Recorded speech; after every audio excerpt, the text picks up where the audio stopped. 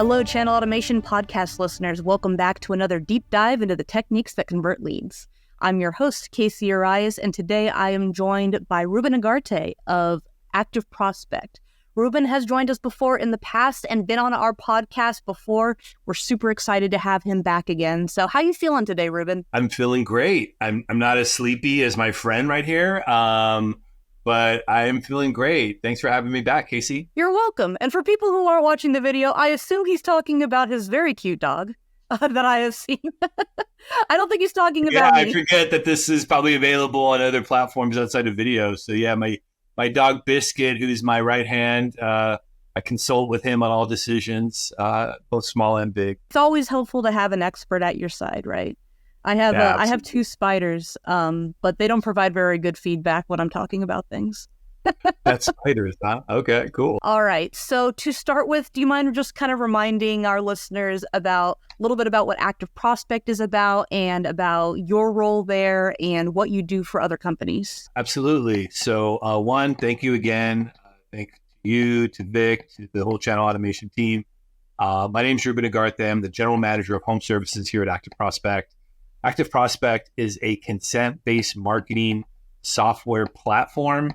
We're considered lead management, compliance, and intelligent lead routing. We serve as a protective layer in front of CRMs. We work with around 200 home service brands, both on the seller as well as the buyer side.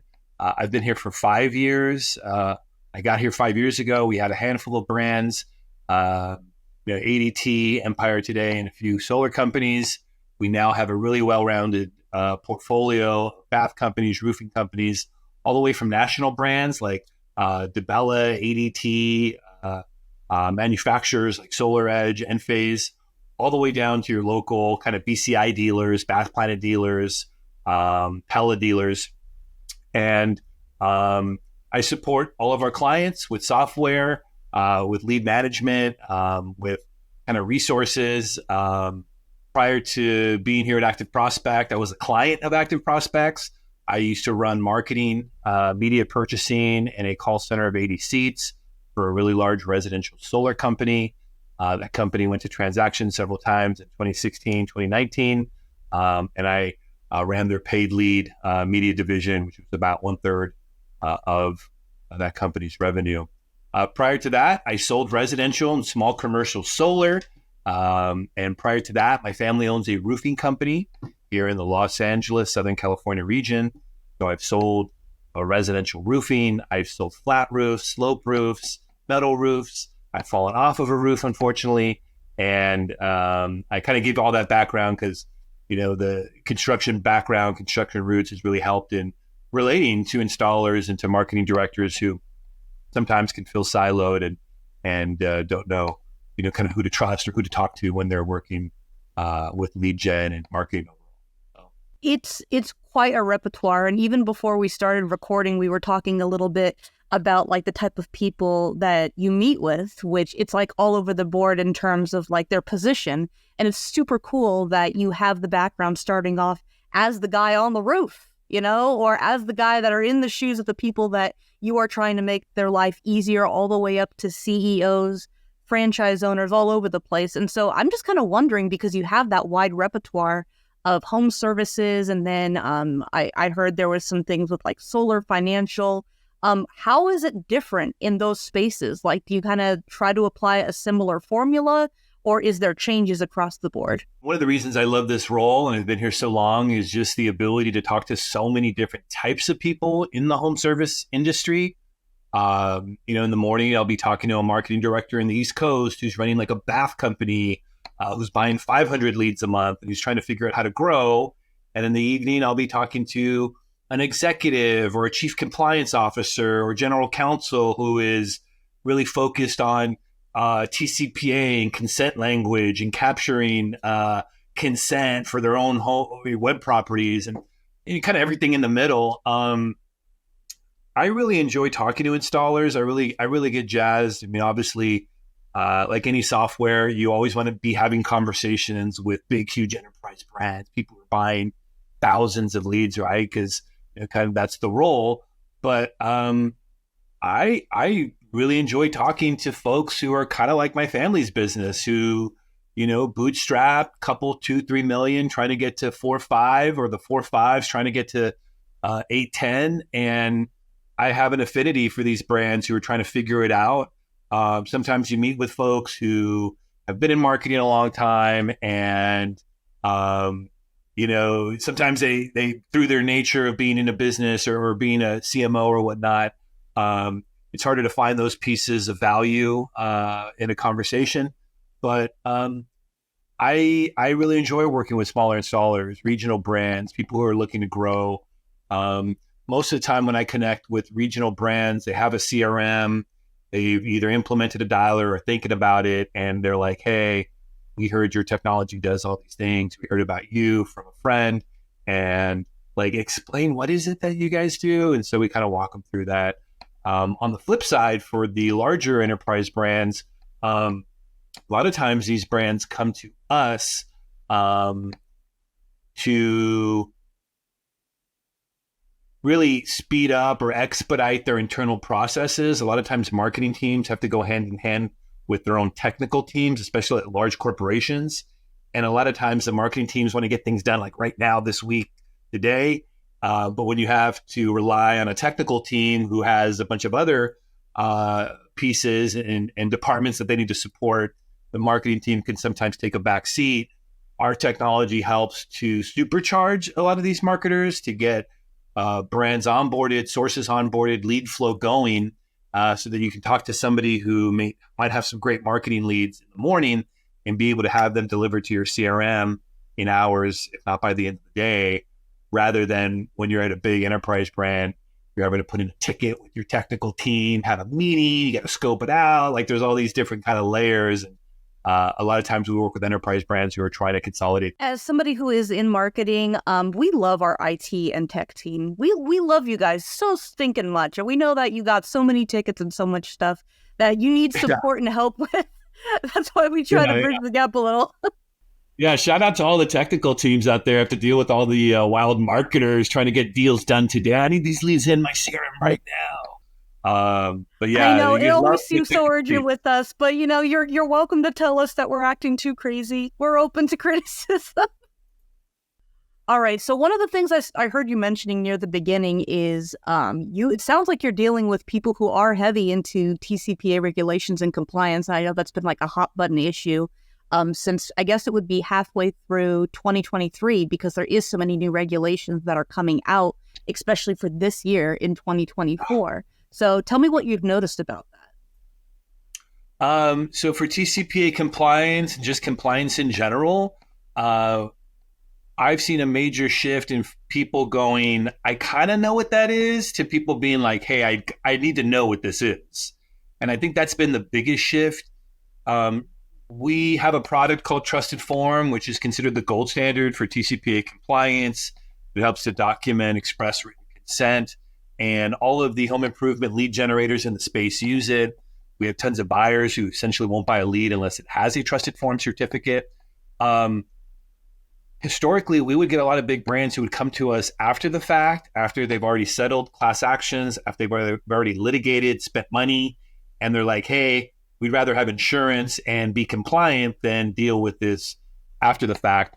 And we've really built a lot of our business on that, on people who have gone through issues and then are coming to us.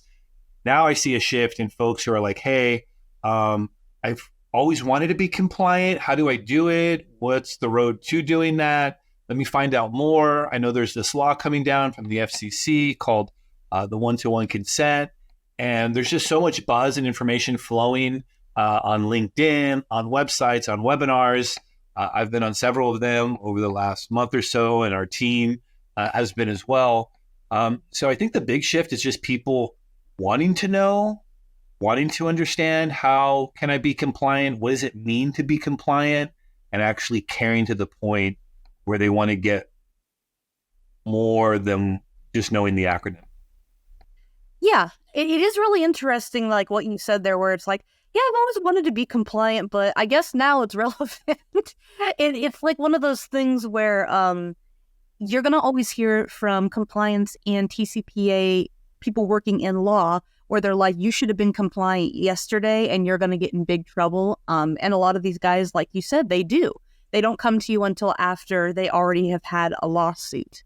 And one of the things that people don't think about a lot is like form compliance, making sure that you do have that consent. And one of the things you also mentioned was one-to-one consent. For people who aren't familiar with that, do you mind just giving a little blurb? Yeah, so one-to-one consent is essentially the focus of the FCC's new ruling, which passed earlier this year, January, and planning to go into effect January of 2025.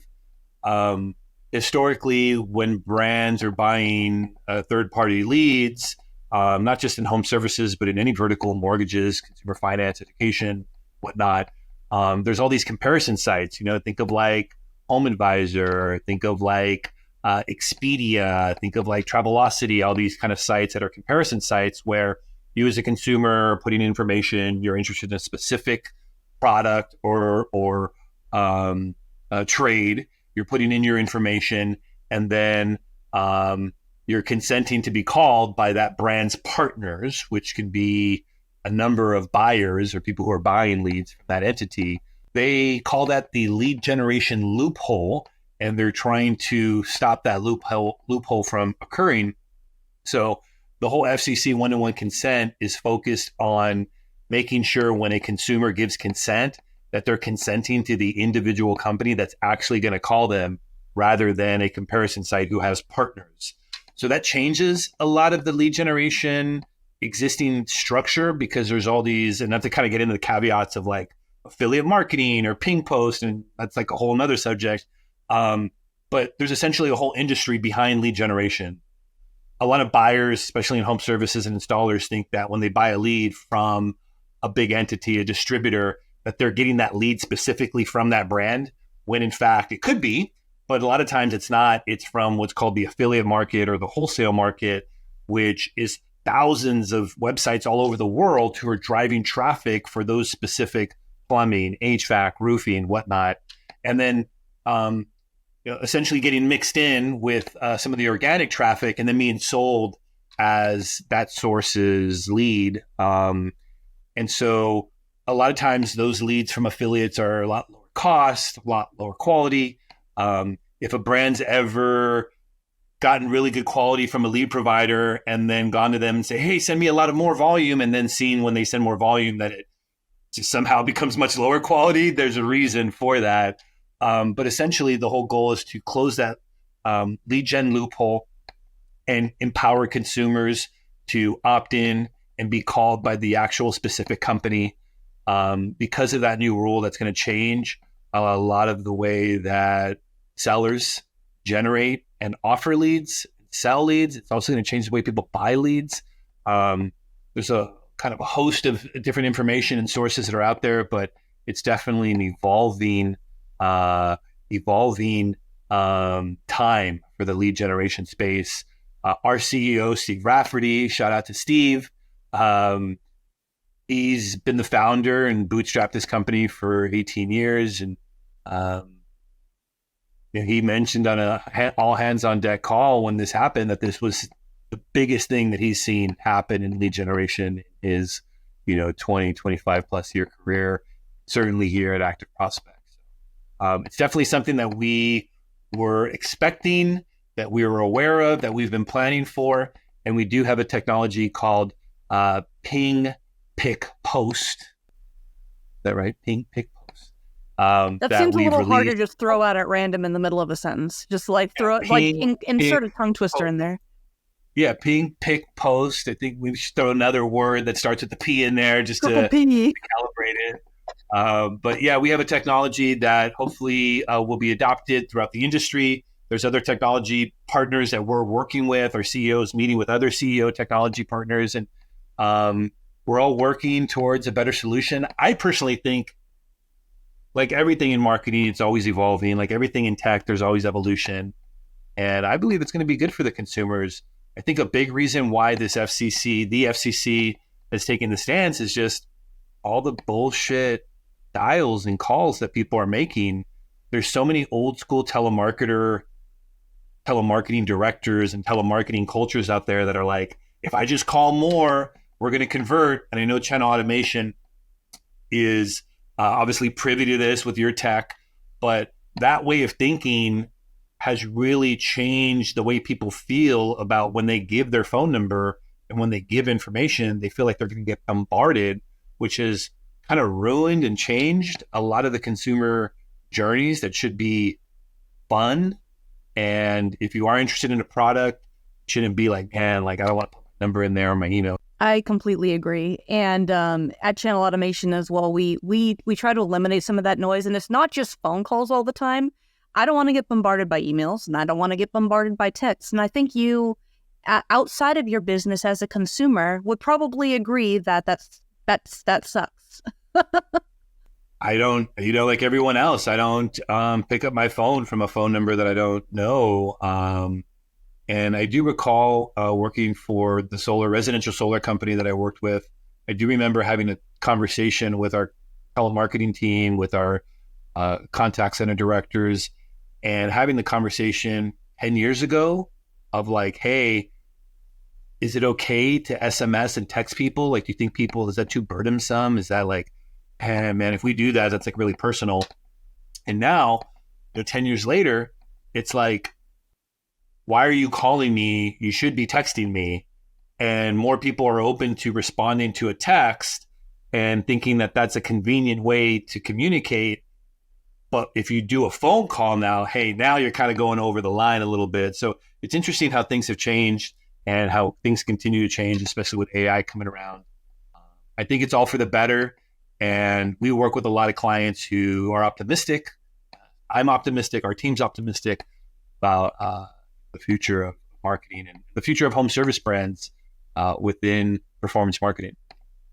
For the people who are a little bit nervous about that and they're worried about having to scale back and not be able to do that continuous growth with their lead generation, are you saying, like, in your opinion, it's just going to be a better system once we get it dialed down? Or do you think that it's going to be a little bit painful on the way there? As a marketer, I think it's always painful. And if you're not going through pain, then you're not doing it. To me, I believe and have always been a big tester as a marketer. Like, how do we work with web leads and then send them a direct mailer? How do we use AI?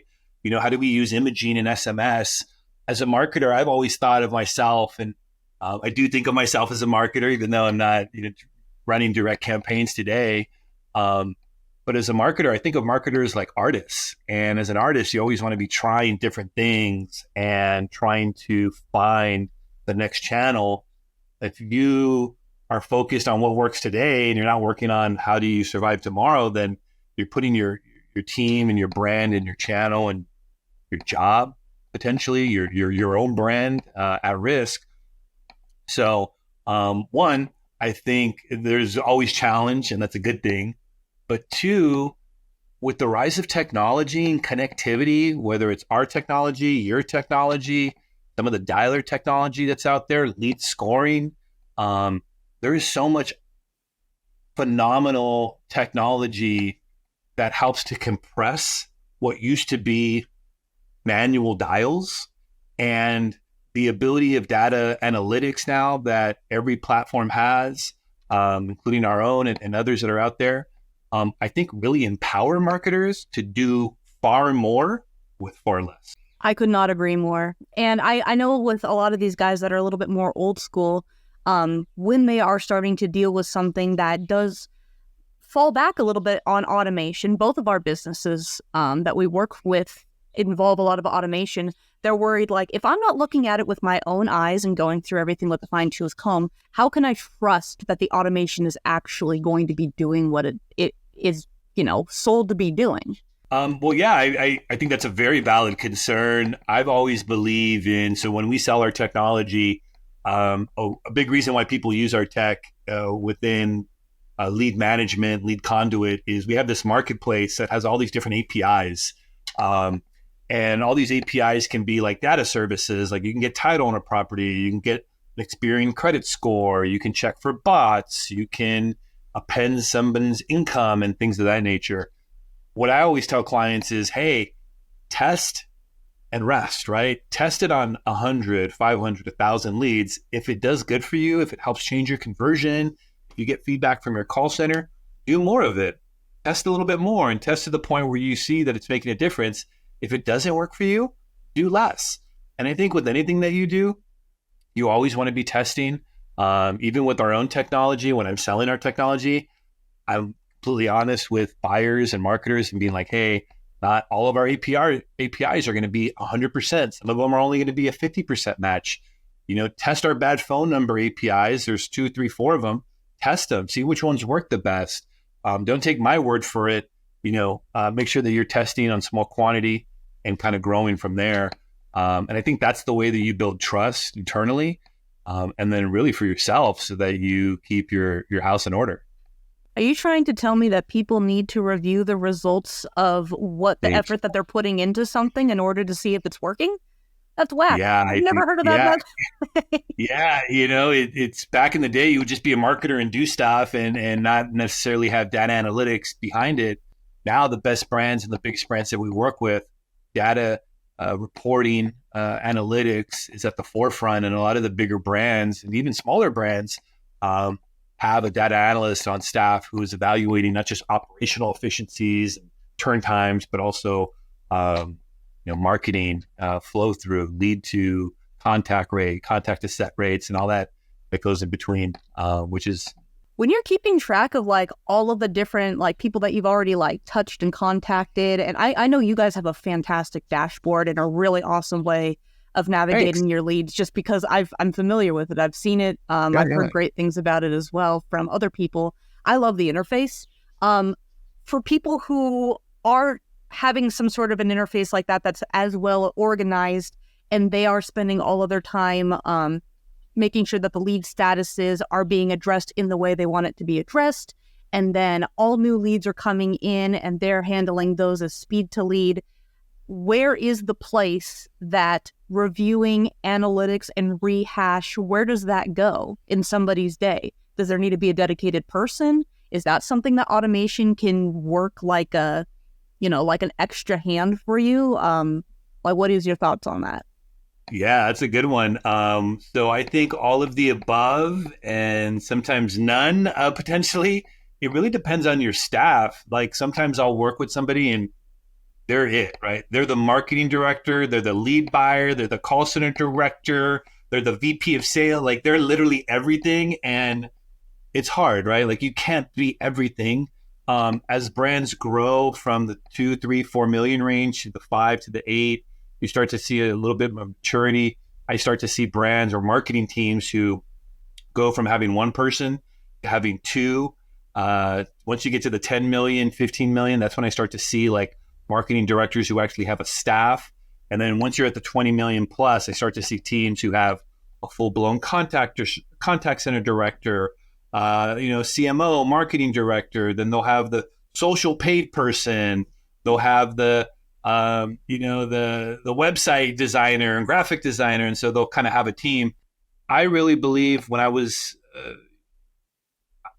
you got to have proper reporting, and at the very least be able to have daily reports to keep yourself honest, where you're coming in and you're going, okay, I know yesterday I got 500 leads that came in. Does my CRM show that I have 500 leads? Does my dialer report show that I contacted 500 leads? You got to get the basics. And then as you start to grow, I think that's where you start to empower your contact center director to keep you honest. I see some of the smaller brands, not necessarily with that culture. They got to kind of grow and learn that culture. The best brands and the most, what word would I use? Cohesive, the powerhouse brands that I see that are like, whoa, you're doing this with your team. These are the ones who have the culture of transparency amongst the marketing team who's buying the leads, who's generating, the call center team who's calling and outbounding, along with their confirmation team, which could be the people who are then following up on the appointments. They have quality control. They have all these different departments all cohesively working together, holding each other accountable and owning the end result, whether it's positive or negative for that day. And the brands who I don't see rocking and rolling are the ones where it's like the sales versus the marketing team, which is like such an old school problem in home services. It's like the marketing team's doing all this work, and then they're like, oh, the sales team's just not closing. And then the sales team's like, the leads aren't great. They're not good. They're third party, like, and so there's all this back and forth. And then they forget altogether that there's a call center. It's always marketing versus sales. And it's like call center, it's like, wait a minute, that exists too. Yeah, exactly. And so, the synergy that goes on between orgs with marketing and sales and operations is like, the more cohesive you can make it, the better. That's kind of what I'm seeing with some of the brands that we come across. Yeah, I wish I could just frame what you said and hang it on my wall, because I completely agree. It's the cohesiveness and working together, because at the end of the day, marketing, sales, call center, and how your company runs on a whole, it is all based on lead conversion to sales. And so if you work together and you have open team communication and you understand what each of the teams do, like they're not just sitting there twiddling their thumbs, and they're working just as hard as you, your staff is going to have a better culture, and they're not going to be pointing fingers and blaming each other when things don't go 100%. Yeah. And I also see different levels, and I've been in the business a long time. There are some brands who have CEOs who hire really well and empower people. They're never involved in the entire process. Like, I'll go years with a client, and maybe I'll meet their CEO at some event down the road, and they're like, they'll know who I am, or they'll know what we do, but at no point in the relationship or the contract negotiation were they ever involved or at all, right? They got a marketing person who's in charge of that. There's other brands who could be just as big, and everything runs through president, CEO, or that specific owner, especially when it's a home service brand where it's like the owner who's bootstrapped, and you could be working with somebody for a month and testing and doing all this stuff. And then here comes the owner going like, they're not privy, they don't know. And because they don't know, they want to like know everything. And then it kind of changes sometimes the relationship or the dynamics of what has been working.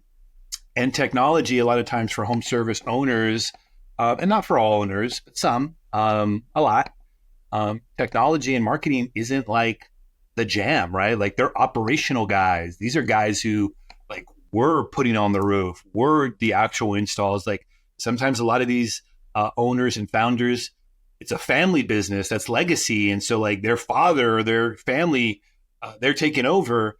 And so marketing and digital marketing and technology automation, that's not at the forefront of their knowledge base. And so a lot of times as a technology company selling software to home service brands, and I'm pretty sure any software person who's listening to this, who sells software in the home service industry, gets exactly what I'm saying, that there's sometimes these moments and times with certain brands where if they had empowered somebody and had a culture of empowerment, that they would just run a lot smoother. Things would get done faster. Decisions would be made quicker. And all that can happen with the highest level of efficiency when you have the right culture and the right hiring. It is wild when you think about like a lot of the business owners or a lot of the like top executives are the people who sign off on what happens and what doesn't. And so when they're disconnected from the daily, how do they even know that they're making the right decision for their team? Right. I mean, that's where it goes back to hiring and paying people well. You want somebody to manage a couple million, $5 million, $10 million in spend? Don't pay them $40,000 a year. Don't, like the brands who really hire well, pay well, recruit well, have a great onboarding and culture. Those are the ones that I see like, man, like, I mean, and I've seen this, especially this last year, I've seen some brands that we work with where I'm like, that marketing team is stacked. Like, they're stacked from the social media person to the affiliate buyer to the technology team to the IT team. Like, everybody in the process is just like high level. And then there's teams where you come across where it's like, oh, they're just trying to figure it out. And I think for brands who are on the smaller side trying to figure it out, I really and will always encourage, like, hire a leader at the forefront, find that leader who will guide your channel and your brand. Because if you find a leader who knows obviously digital marketing, but really knows how to build a department, that's, I think, the basis. When you try to hire low-level people and try to put everybody together to make a team, it's much harder. Agreed. You get what you paid for, and I mean, you'll say that in anything in life. That's just kind of how it is. Sometimes you'll get really lucky and you'll get something even better than you paid for, but you can't, always fall back on that. Yeah, good call center director, a good call center manager. I mean, they're worth their weight in gold. Just the amount of money that goes into marketing and into these phones and into outbounding, you got to protect that investment. Hiring well. Also, yeah, shout out to call center managers because I could never do your job. Shout out to all the call center directors. You guys are out there. MVPs. You guys are the best out there, for sure. All right. We are going to be wrapping it up shortly. So is there anything else that you would like to throw out there for our listeners? Anything that you want to kind of leave on a high note, low note? Yeah. Definitely high note. I'm super optimistic about what's going on in the home service landscape, regardless of more compliance. I think more compliance isn't necessarily a negative thing. If anybody would like to contact me, I do have a website, Ruben Ugarte, UGARTE.io. You can also check out our company's website, activeprospect.com. You can find me on LinkedIn, Ruben Ugarte, Solar Junkie. And for any brand or any marketer, any buyer who's buying leads, who is trying to figure it out, there's tons of opportunity. There's conferences like LeadsCon, Affiliate Summit West, Affiliate Summit East. There's all types of resources that are out there for any compliance folks who are interested in learning more about compliance. The best place that I know of is a website called TCPAworld.com. It has tons of great blog by this gentleman named Eric Troutman. And if you need to reach me, you can always reach me at my email, ruben@activeprospect.com. And Casey, thanks so much for having me on. I always have fun when I'm hanging with the channel automation.